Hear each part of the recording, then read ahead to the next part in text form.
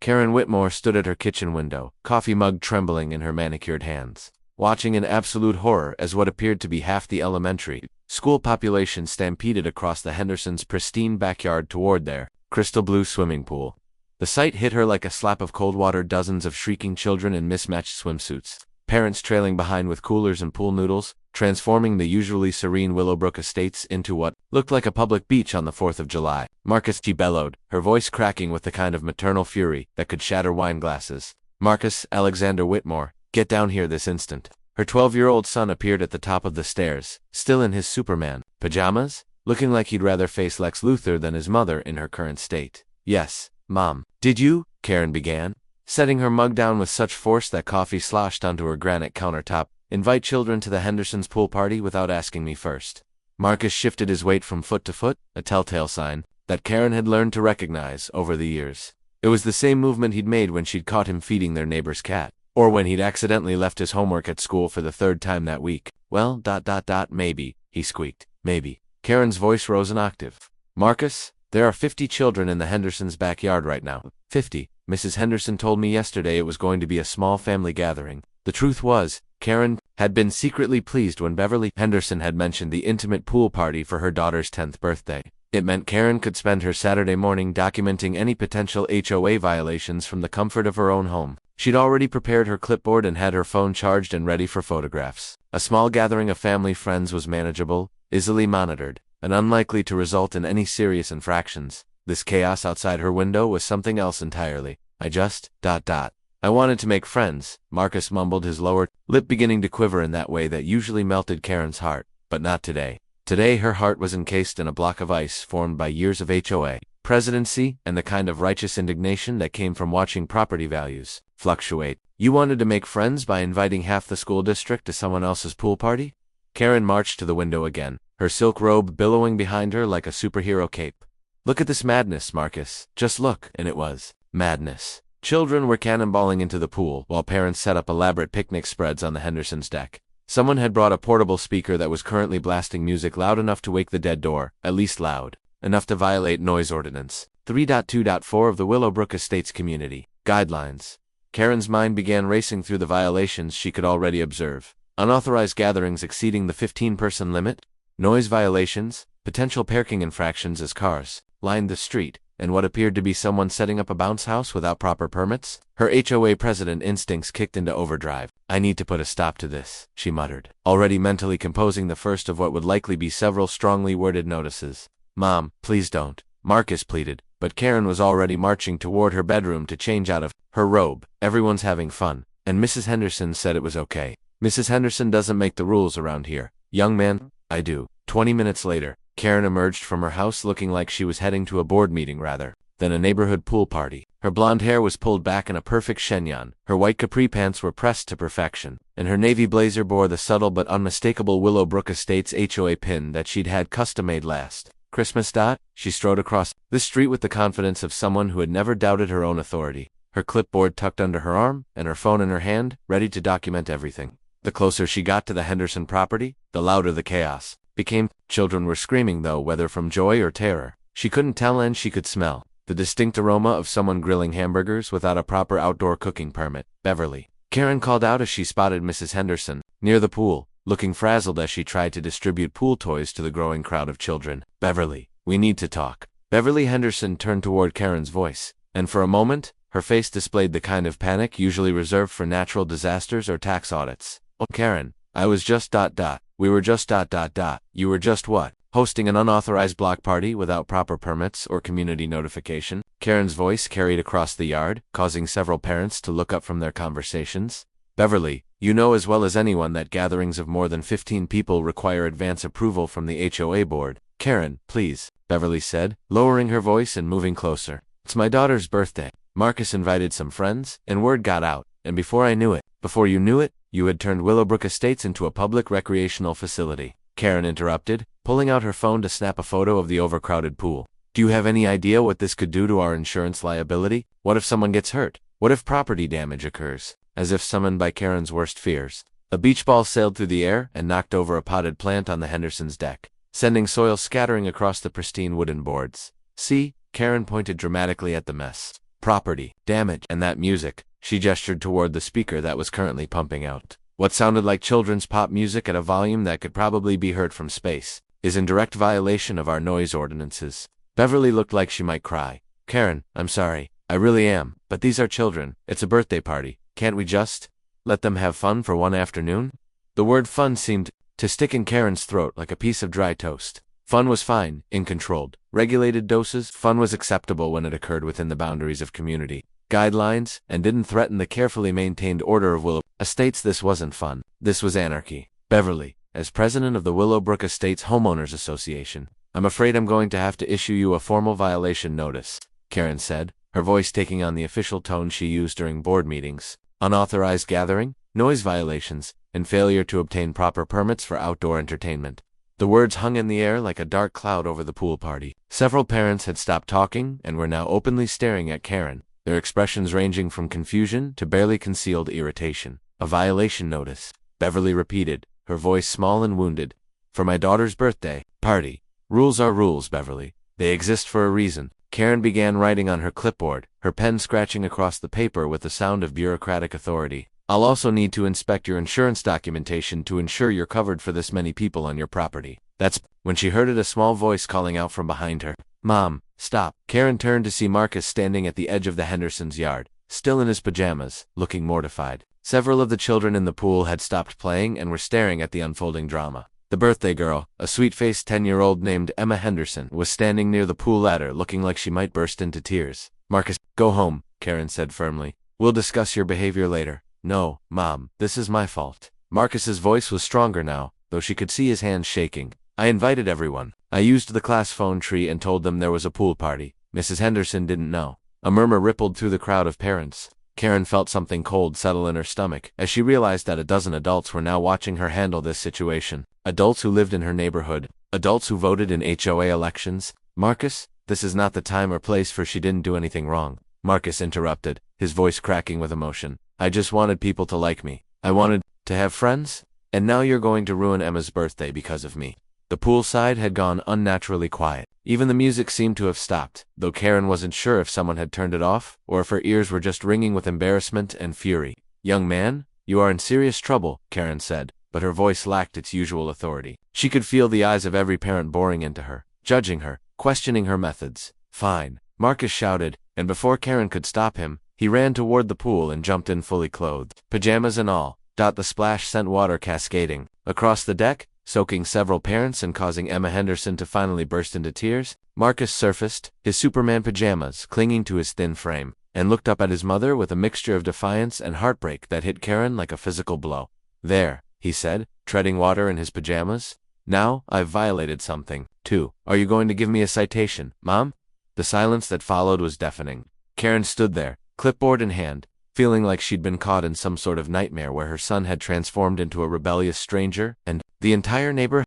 Karen barely slept that night. Every time she closed her eyes, she saw Marcus standing in that muddy pool, his words echoing in her mind. I hate you. She'd tried to talk to him when they'd both returned home, but he'd locked himself in his room and refused to come out, even for dinner.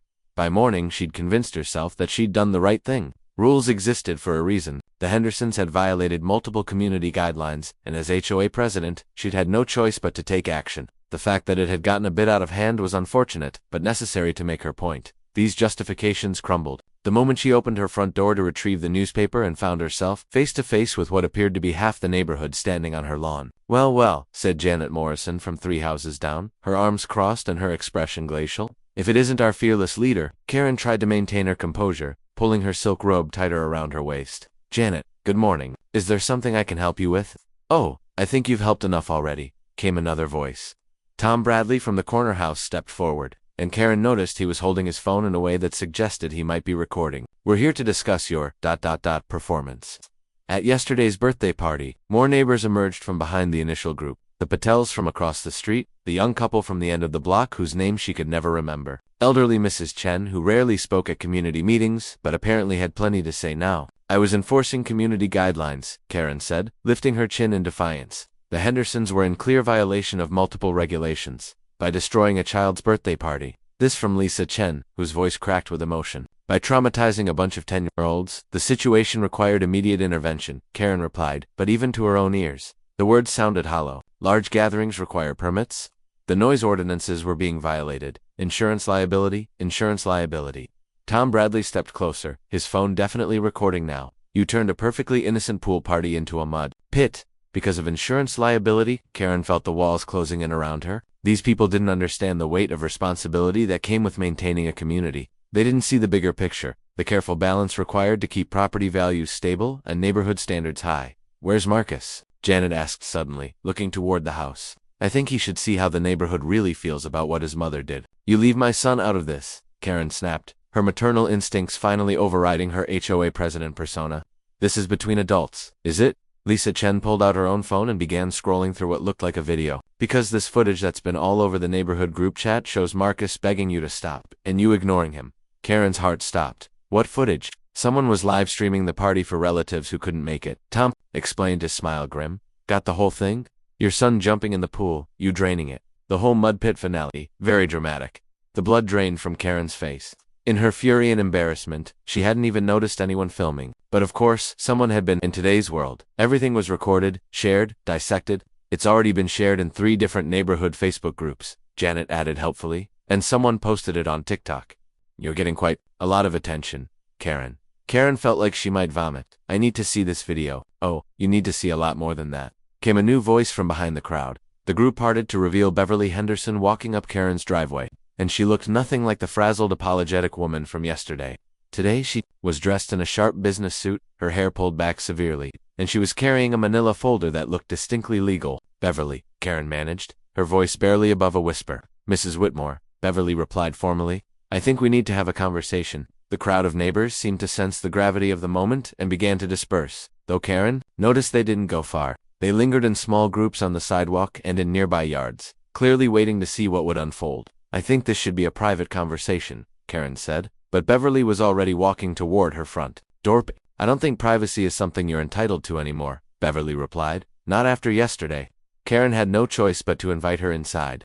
They sat in her pristine living room, Beverly on the white leather sofa that Karen usually reserved for special occasions, the manila folder resting ominously on the glass coffee table between them. You cost me $8,000, Beverly said without preamble.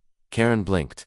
I'm sorry. The pool, the damage you caused, will cost $8,000 to repair. New liner, filtration system, maintenance, chemical rebalancing, not to mention the landscaping you destroyed when you decided to turn my daughter's birthday party into your personal revenge fantasy. It wasn't revenge, Karen protested weakly. It was enforcement of community guidelines. Was it? Beverly opened the manila folder and pulled out a series of photographs. Because I had a lawyer friend take a look at the situation, and he had some interesting things to say about what happened yesterday. The photographs showed the aftermath of Karen's actions, the drained pool, the muddy deck, children's party, favors scattered in ruin, but there were also close-up shots of things Karen hadn't noticed in her fury, property damage that went beyond just the pool. You destroyed my outdoor furniture, Beverly continued, pointing to a photo of a wooden table that had been warped by the water and mud. You killed 3 years' worth of carefully cultivated flower beds. You damaged the pool deck. And you did all of this while trespassing on my property. Trespassing, Karen's voice cracked. I'm the HOA president. I have the authority to, what?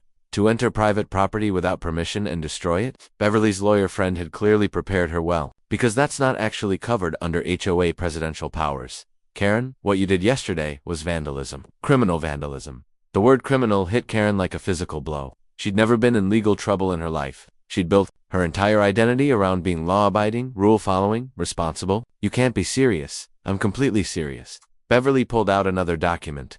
This is a police report I filed this morning. And this, she produced a third paper, is a civil lawsuit for property damage and emotional distress. Karen stared at the papers like they might spontaneously combust. Beverly, please, can't we discuss this reasonably? Work something out. The way you discussed things reasonably yesterday. Beverly's composure finally cracked, and Karen could see the anger and hurt beneath her professional demeanor.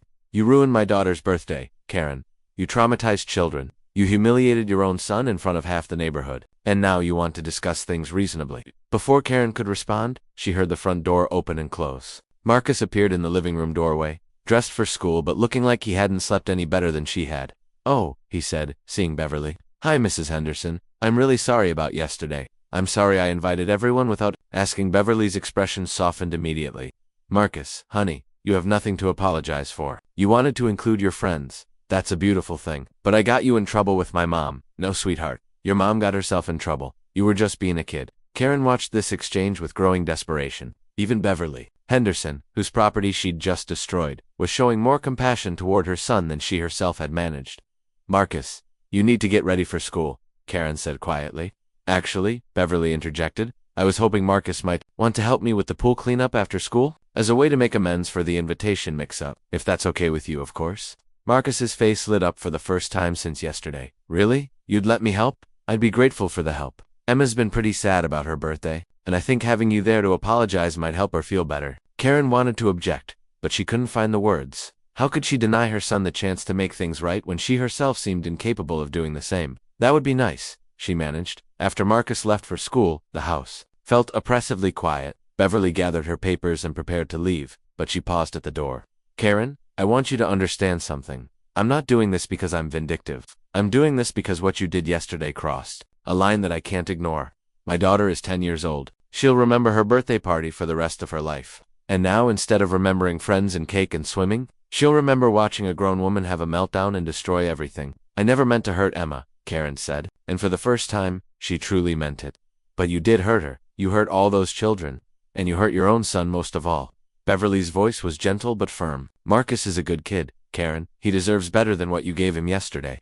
After Beverly left, Karen found herself alone with the magnitude of what she'd done. She tried to go about her normal morning routine, but everything felt wrong. Her coffee tasted bitter. The news seemed... The police interview lasted 2 hours. Karen sat in her pristine living room, trying to explain her actions to 2 officers who looked increasingly skeptical with each word she spoke. When they finally left with copies of the viral video and Beverly's security footage, Karen knew she was in serious trouble. The charges would be formally filed within the week. Criminal trespass, destruction of property, and something called disturbing the peace with malicious intent that Karen had never heard of but sounded sufficiently serious to keep her awake for the foreseeable future. But the legal troubles were just the beginning. By Thursday, 3 local news stations had picked up the story. The doorbell camera footage that Beverly's lawyer had encouraged her to provide to police had somehow found its way to Channel 7. And Karen watched in horror as her meltdown played on the evening news under the banner HOA President's Pool Party. Rage the reporter, a young woman with perfect teeth and an appropriately shocked expression, described the incident as a shocking display of authority, run amok, and interviewed several child psychologists about the potential trauma inflicted on the party guests. What we see here, said Dr. Patricia Yoder, a family therapist who'd apparently watched the video, is a complete breakdown of adult emotional regulation in front of children. The psychological impact on these young witnesses cannot be underestimated. Karen turned off the television and poured herself a glass of wine with shaking hands. It was only 4 o'clock, but she felt like she'd aged 10 years in the past week. Her phone buzzed with a text from Marcus, staying at Mrs. Henderson's for dinner. Don't wait up. It was the 3rd night this week that Marcus had found somewhere else to be during dinner time. Karen couldn't blame him. The house felt like a prison, and she felt like she was contaminating everything she touched. The front doorbell rang, and Karen's heart sank. She'd stopped answering the door after the 3rd news crew, but the person outside was persistent. The ringing continued for 5 full minutes before finally stopping. She crept to the window and peered through the blinds. A woman in a business suit was walking back to a car parked in the driveway. As she watched, the woman placed what looked like an official document in the mailbox. Karen waited until the car drove away before venturing outside to retrieve whatever had been delivered. The envelope was thick and formal, with the letterhead of Whitfield, Associates and Partners, Attorneys at Law. Inside was a letter that made her blood run cold. Asterisk, Dear Mrs. Whitmore, we represent the Willowbrook Estates Homeowners Association Board of Directors. It has come to our attention that your recent actions have brought significant negative publicity to our community and have potentially created legal and financial liabilities for the association. As per Article 15.3 of the HOA, the Board of Directors is initiating removal proceedings against you as president, effective immediately. A special meeting has been called for Saturday, October 14th, at 7 p.m. in the Community Center to address this matter. You are invited to attend and present any defense you may have, though we advise you that the board has already reviewed the available evidence and testimony from community members. Asterisk, the letter was signed by Janet Morrison, acting president. Karen read the letter 3 times before the full impact hit her. They were removing her from the HOA presidency. Janet Morrison, who had never even bothered to attend budget meetings, was taking over her position. The HOA presidency had been Karen's identity for 3 years. It was the source of her authority, her purpose, her sense of importance in the community. Without it, she was just another suburban mom whose life had spectacularly imploded on social media. She was still staring at the letter when Marcus came home, looking happier than she'd seen him in days. "Mrs. Henderson's pool is almost fixed," he announced, dropping his backpack by the door. "The new liner comes tomorrow, and then they just have to balance the chemicals."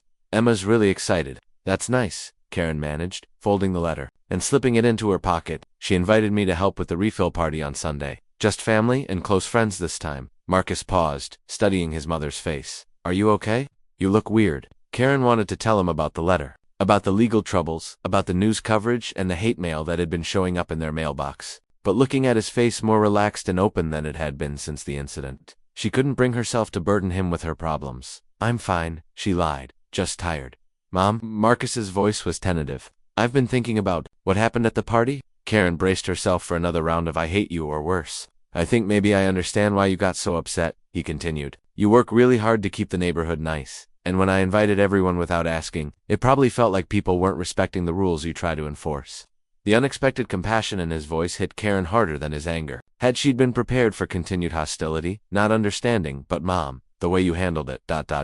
Marcus shook his head. "You scared people? You scared me." "I know," Karen whispered. "I know I did, and I'm sorry. Are you going to fix it?" The question was so simple, so direct, that Karen didn't know how to answer. How do you fix destroying a child's birthday party? How do you fix becoming a viral sensation for all the wrong reasons? How do you fix the fact that your own community was voting you out of the only position that had given your life meaning? "I'm going to try," she said finally. Saturday evening arrived too quickly. Karen spent the afternoon agonizing over what to wear to her own professional execution. She finally settled on the same navy blazer she'd worn to the pool party disaster, partly out of defiance and partly because it was the outfit that made her feel most like the HOA president. She was about to stop being. The community center was packed. Every chair was filled, and people were standing along the walls. Karen recognized most of the faces. These were her neighbors. People whose property values she'd protected, whose community guidelines she'd enforced, whose complaints she'd mediated. For 3 years, now they were all here to watch her fall. Janet Morrison stood at the front of the room behind the podium that Karen had occupied for dozens of meetings. She looked nervous but determined, clutching a stack of papers like a shield. "Thank you all for coming to this special meeting," Janet began, her voice shaky but growing stronger. "We're here tonight to address the actions of our current president, Karen Whitmore, and to vote on her removal from office." Karen sat in the front row, feeling like she was watching her own funeral. Behind her, she could hear whispered conversations and the occasional snicker. Someone was definitely recording this on their phone. "Before we begin," Janet continued, "I want to read a statement from Beverly Henderson, who couldn't be here tonight due to the ongoing legal proceedings." Karen's stomach dropped. "Legal proceedings?" Said out loud in front of the entire community. Janet cleared her throat and began reading. "The events of October 7th represent not just a failure of leadership, but a fundamental betrayal of trust. As residents of Willowbrook Estates, we expect our HOA president to protect our community, not terrorize our children. Mrs. Whitmore's actions have brought shame upon our neighborhood and created legal and financial liabilities that affect us." All a murmur of agreement rippled through the crowd. Karen wanted to stand up, to defend herself, to explain that she'd been trying to protect the community's standards, but the words stuck in her throat. "Now," Janet said, "we'll hear from any community members who wish to speak before we vote." Hand after hand shot up around the room. Karen turned to see her neighbors, people she'd considered friends, lining up to take their turn at the microphone she'd once controlled. Tom Bradley was first. "I've lived in Willowbrook for 8 years, he began, "and I've never seen anything like what happened at that birthday party." Karen's behavior was erratic, vindictive, and frankly, unhinged. The fact that she did this in front of children makes it even worse. Applause filled the room. Karen felt her cheeks burning. Lisa Chen approached the microphone next. "My daughter was at that party. She's been having nightmares ever since. She keeps asking me why the angry lady was so mean to Mrs. Henderson. How do you explain that kind of adult behavior to a More applause. Karen gripped the arms of her chair so tightly her knuckles turned white. One by one, her neighbors stepped forward to catalog her failures, her overreach, her years of what they now described as authoritarian leadership. People she'd thought respected her spoke about feeling intimidated by her rigid enforcement of rules. Parents whose children had played with Marcus described feeling walked on eggshells around Hurricane Karen. "She gave me a violation notice for having my garbage cans out 15 minutes past pickup time," said elderly Mr. Peterson. 15 minutes. "I was recovering from hip surgery. She tried to fine us for our daughter's chalk drawings on our own driveway," added Maria Santos. "Said it was unauthorized decoration of common area adjacent property. They were hopscotch squares." Story after story poured out. 3 years of accumulated resentment and frustration finally given voice. Karen realized with growing horror that what she'd seen as conscientious leadership, her community had experienced as bullying and harassment. Finally, Janet called for the vote. All in favor of removing Kate. The criminal charges were filed on a Tuesday morning in November. Karen learned about it not from her lawyer, but from the local news website that had somehow gotten hold of the police report before she had. The headline read, "Viral Pool Karen, officially charged with criminal trespass and destruction of property." She was scrolling through her phone during her morning coffee when she saw it, and the mug slipped from her hands, shattering on the kitchen floor and sending hot liquid splashing across her bare feet. "Mom," Marcus called from upstairs. "Yeah." "Okay, fine," she called back, her voice cracking. "Just dropped something." But she wasn't fine. The charges were real, which meant court dates and legal fees, and the possibility of actual jail time. Her lawyer, a soft-spoken man named David Chen, who seemed perpetually tired, had warned her this might happen, but somehow she'd convinced herself it wouldn't actually come to pass. The comments section under the news article was predictably brutal. "Throw her in jail where she belongs. I hope they make an example of her." This is what happens when Karens think they own the world. But mixed in with the vitriol were a few unexpected voices. "Look, what she did was wrong, but isn't this getting a bit out of hand? It was a pool party, not a murder scene. I feel bad for her kid. Imagine having your mom's worst moment broadcast to the world. Has anyone considered that maybe she was having some kind of mental health crisis?" That last comment stopped Karen cold. Mental health crises, was that what had happened? Had she simply snapped under the pressure of trying to maintain control over everything and everyone around her? Her phone rang, interrupting her spiral into self-doubt. The caller ID showed David Chen's office. Double quotes, "Mrs. Whitmore, I assume you've seen the news. We need to meet. There's been a development." An hour later, Karen sat in David's cramped office, surrounded by towers of legal files and the smell of old coffee. David looked even more tired than usual, his gray hair standing up at odd angles. "The good news," he began, "is that the prosecutor is willing to consider a plea deal." "What kind of plea deal?" "Community service, restitution to the Hendersons, and anger management counseling. No jail time, but it would mean pleading guilty to the charges." Karen felt a mixture of relief and humiliation. "And if I don't take the plea, then we go to trial? And given the video evidence and the current climate around your case, I'd say the chances of acquittal are slim." David leaned back in his chair. "Karen, can I speak frankly?" She nodded. "You need to consider what you're really fighting. For here, your reputation is already damaged. Fighting these charges in court will only drag out the media attention and cost you more money you don't have. Take the plea, do the community service, get the counseling, and try to rebuild your life." Rebuild her life. The phrase hung in the air like a challenge. How do you rebuild something that's been so thoroughly demolished? How much restitution? $12,000? Karen's heart sank. Between her legal fees and the restitution, her savings would be completely wiped out. The college fund she'd been building for Marcus would have to be touched. The financial security she'd worked so hard to maintain was evaporating. "I need to think about it." "Don't think too long. The offer expires Friday." On the drive home, Karen found herself taking a detour through the neighborhood. She hadn't done her usual rounds since the HOA removal, and she was curious to see how Willowbrook Estates was faring under new management.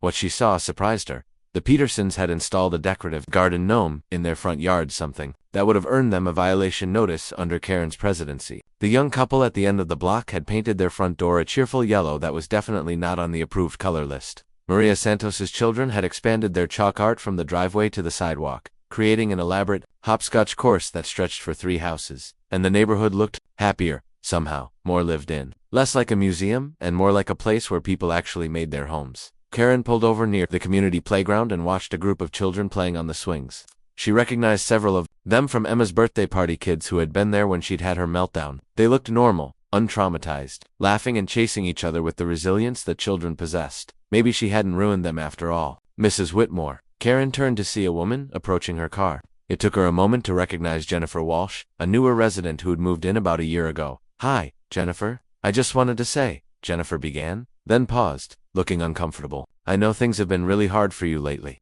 Karen braced herself for another lecture about her behavior. "And I wanted you to know that not everyone thinks you're a monster," Jennifer continued. "I mean, what you did was wrong, obviously. But I remember when my family first moved in, and you were the only person who came by to welcome us. You brought cookies and a list of all the local services we might need. It was really kind." Karen had forgotten about that. She'd made it a point to welcome new residents, seeing it as part of her presidential duties, but now, stripped of that role, she could see it for what it really had been, just basic human kindness. "You were dealing with a lot of stress," Jennifer added. "Being HOA president is basically a thankless job where everyone expects you to solve their problems but nobody wants to help. Maybe you handled it badly at the end, but that doesn't erase all the good stuff you did before." After Jennifer walked away, Karen sat in her car for a long time, thinking about the person she'd been before the pool party incident. She hadn't always been the rigid rule enforcer that everyone now remembered. She'd organized block parties and coordinated neighborhood watch programs. She'd mediated disputes and helped elderly residents with lawn care. When had she stopped being the person who brought cookies to new neighbors and started being the person who measured garbage can placement with a ruler? That evening, Marcus found her in the kitchen, staring at a pile of bills and legal documents spread across the table. "Bad day?" he asked, grabbing an apple from the fruit bowl. "I got charged with crimes today." Marcus paused mid-bite. "Real crimes. Real crimes. Criminal trespass and destruction of property. Are you going to jail?" "Probably not. My lawyer thinks I can make a deal." Marcus sat down across from her. "What kind of deal?" Karen explained the plea agreement, watching her son's face for signs of judgment or disappointment.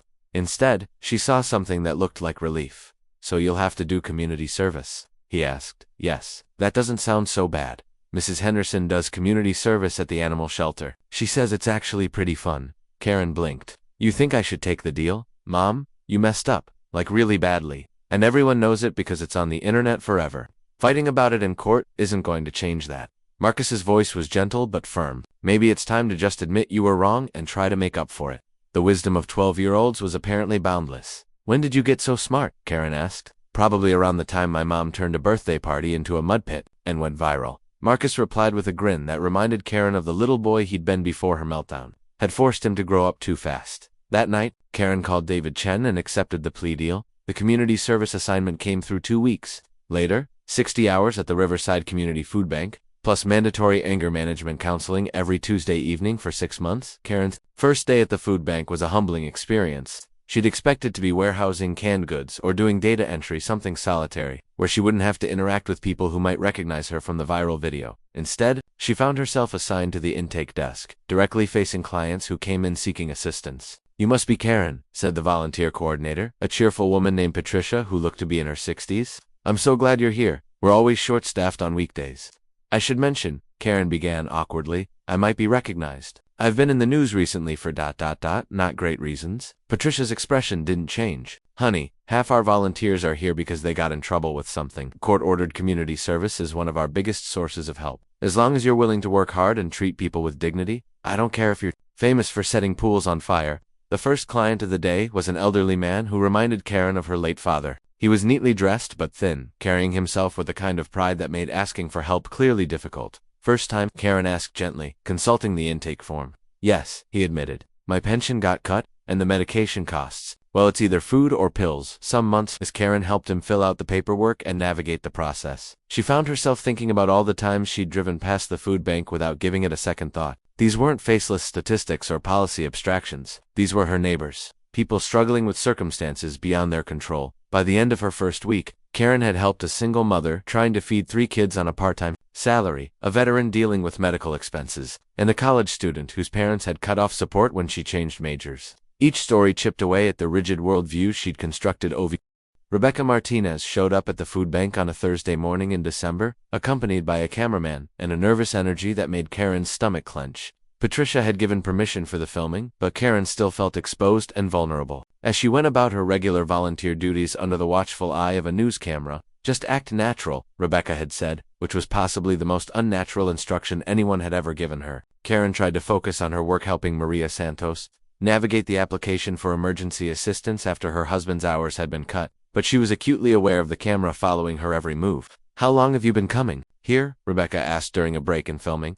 "About 6 weeks now," Karen replied, accepting a cup of coffee from Patricia. "Initially for court-ordered community service, but I've been staying longer than required." "Why?" It was a simple question with a complex answer. Karen looked around the food bank at the families waiting for assistance, at the volunteers sorting donations, at the organized chaos of people trying to help other people get by. "Because this is where I learned what community actually means," she said finally. "I spent 3 years as HOA president thinking I was serving my community by enforcing rules and maintaining standards. But I never really understood what community was until I started working here." "How so?" "Community isn't about making sure everyone follows the same rules or maintains the same standards," Karen explained, watching Patricia help a young mother select baby formula. "It's about making sure everyone has what they need to get by.